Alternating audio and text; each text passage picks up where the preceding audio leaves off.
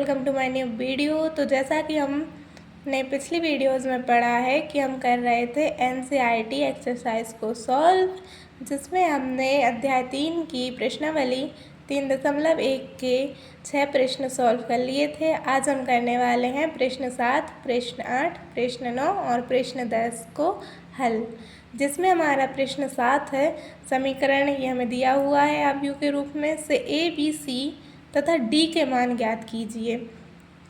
हमें क्या ज्ञात करना है? ए बी सी तथा डी के मान। तो हमने पढ़ा है जैसे हमें जानते हैं कि यदि दो अवयव समान हैं तो उनके संगत अवयव भी समान होते हैं। अवयव की समानता की शर्तें हैं कि यदि दो अवयव समान हैं तो उनके संगत अवयव भी समान होंगे और उनकी कोटि भी समान होंगी। क्योंकि संगत अवयव समान है इसलिए a माइनस बी बराबर हो जाएगा माइनस का 1, 2a माइनस के b बराबर हो जाएगा 0, 2a प्लस सी बराबर हो जाएगा 5 और 3c प्लस g बराबर हो जाएगा 13। इस प्रकार से हमें 4 समीकरण मिल जाएंगे। क्योंकि हमें a b c के मान ज्ञात करने हैं तो हम सबसे पहले b का मान ज्ञात करेंगे समीकरण 2 से। समीकरण 1 से भी कर सकते हैं लेकिन हम समीकरण 2 से करेंगे क्योंकि उसमें आसान हो जाएगा। समीकरण 2 से हम लिखेंगे क्योंकि b का मान ज्ञात करना है तो b यहाँ माइनस की इस साइड ले जाएंगे तो प्लस की हो जाएगी। तो b का मान क्या आ जाएगा? 2a बराबर b का मान आएगा 2a।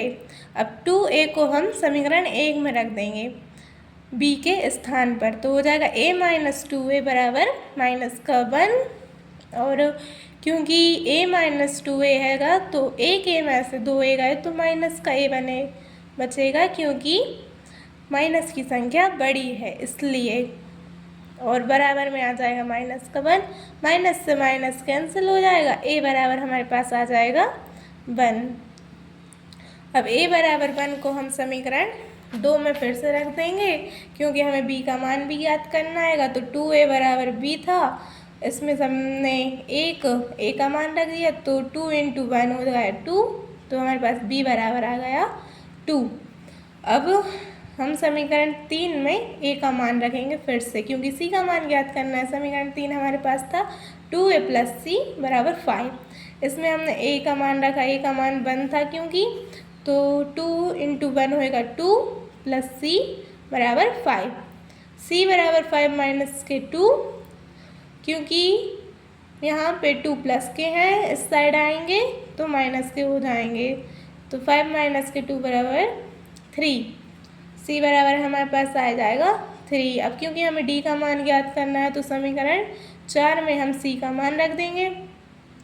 समीकरण 4 था हमारा 3c प्लस d बराबर 13, तो ये हमारे पास हो जाएगा 3, c का मान रखेंगे 3 प्लस के d बराबर 13, 3 3 जा 9 प्लस d बराबर 13।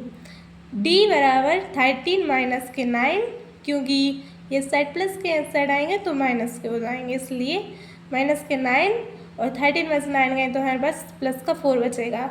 इसलिए हमारे पास a बराबर निकल के आया 1, b बराबर 2, c बराबर 3 और d बराबर 4। इस प्रकार से हमने प्रश्न 7 को हल कर लिया है। अब प्रश्न 8 हमारे पास आएगा। एक अवयव हैगा aij m × n, एक वर्ग अवयव है यदि, क्योंकि हमने पढ़ा है अध्याय 3 में कि एक वर्ग अवयव तभी कहलाता है जब उसमें पंक्तियों और स्तंभों की संख्या बराबर होती है। तो इसमें हमें ऑप्शन दिए गए हैं कि जो ये दर्शाता है पंक्ति को m और n दर्शाता है स्तंभ को। तो स्तंभों की संख्या अधिक है पंक्ति से और पंक्ति की संख्या अधिक है स्तंभों से, या पंक्ति और स्तंभों की संख्या समान है या फिर इनमें से कोई नहीं। क्योंकि हमने पढ़ा है कि वर्गाव्यूह में पंक्तियों और स्तंभों की संख्या बराबर होती है, इसलिए m बराबर n इसका सही आंसर होगा। अब हम आते हैं प्रश्न नंबर 9 पर, जो कि हमारे पास हैगा x तथा y के प्रदत्त किन मानों के लिए अवयव निम्नलिखित युग्म समान है। हमें ये ज्ञात करना है कि ये युग्म है, ये समान है या नहीं है। और x और y के किन मानों के लिए हमें मान दिए हुए हैं यहाँ पर। x बराबर माइनस का 1/3, y बराबर 7, b वाला ज्ञात करना संभव नहीं है। इस प्रकार से c हैगा हमारे पास y बराबर 7, x बराबर माइनस के 2/3, d हमारे पास हैगा x बराबर माइनस का 1 और y हमारे पास हैगा माइनस का 2/3। तो हमें ये दिया हुआ अवयव, हम जानते हैं यदि दो अवयव समान है तो उनके संगत अवयव भी समान होंगे। तो इस प्रकार से हम प्रश्न 7 जैसे ही 4 समीकरण बना लेंगे। इन समीकरण में से समीकरण 1 से हमारे पास किसका x का मान निकल के आएगा, जो कि होएगा 3x + 7 = 0 होएगा। अब 3x को यहीं रहने देंगे क्योंकि x का मान निकालना है। जो 7 प्लस का आएगा वो साइड जाएगा तो माइनस का हो जाएगा, इसलिए 3x = -7। क्योंकि हमें x का मान निकालना है तो x को अकेला छोड़ेंगे और 3 को ये गुणा में था तो भाग में चला जाएगा, इसलिए x = -7/3। अब समीकरण 2 से हम y का मान निकालेंगे। समीकरण 2 था 5 y - 2। क्योंकि y का मान निकालना है इसलिए हम y को इस साइड ले आएंगे। y प्लस की थी तो माइनस की हो जाएगी और 5 प्लस का था तो माइनस का हो जाएगा उस साइड जाके। तो y माइनस की y बराबर -2 -5, माइनस माइनस प्लस होते हैं और चिन्ह हमेशा माइनस का ही आता है। तो माइनस का y बराबर -7 और माइनस से माइनस कैंसिल हो जाए तो y बराबर आ जाएगा 7। फिर हम समीकरण 3 से y का मान निकालेंगे, जो कि है y + 1 = 8, y = 8 - 1, तो हमारे पास आ जाएगा y बराबर 7। y का मान तो सेम आ रहेगा। एक बार और x का निकालते हैं।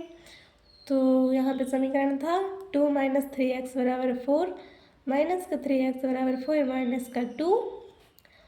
क्योंकि हमें x का मान निकालना है तो x को अकेला छोड़ दें, इसलिए ये 2 प्लस का था उस साइड जाके माइनस का हो गया। और माइनस का 3x = 4 - 2 गए 2 बचे, x बराबर हमारे पास आएगा -2/3। क्योंकि यहाँ पर x के दो अलग अलग मान आ रहे हैं, एक था हमारे पास -2/3 और -7/3, जो कि अवयव की समानता के नियम के विरुद्ध है। क्योंकि अवयव समान नहीं आ रहा है इसलिए विकल्प बी सही है। विकल्प बी हमारे पास था, ज्ञात करना संभव नहीं है क्योंकि x के दो अलग अलग मान आ रहे हैं इसलिए। फिर हमारे पास प्रश्न 10वां है, 3 × 3 कोटि के ऐसे अवयव की कुल कितनी संख्या होगी जिनकी प्रत्येक प्रविष्टि 0 या 1 है। तो ये हमारे पास 4 ऑप्शन दिए हुए हैं। अवयव में कुल अवयव कितने हैंगे, 3 × 3 9। प्रत्येक यदि प्रविष्टि 0 या 1 है, जो कि हमें यहाँ दिया हुआ है, तो प्रत्येक अवयव के लिए क्रमशः 2 होगा। इसलिए 3 × 3 कोटि के ऐसे अवयव की कुल संख्या जिनकी प्रत्येक प्रविष्टि 0 या 1 है, तो यहाँ पे क्रमशः 2 होएगा। 2 को हम कितनी बार 9 बार लिखेंगे, 2 × 2 × इस प्रकार से 9 बार लिख लेंगे। और 2 पे 9 की पावर कितनी होती है कि 512। ये हमारे पास आंसर निकल के आया है। आज की वीडियो में इतना ही, मिलते हैं अगली वीडियो में प्रश्नावली 3.2 के साथ। तब तक के लिए बाय बाय, धन्यवाद, टाटा।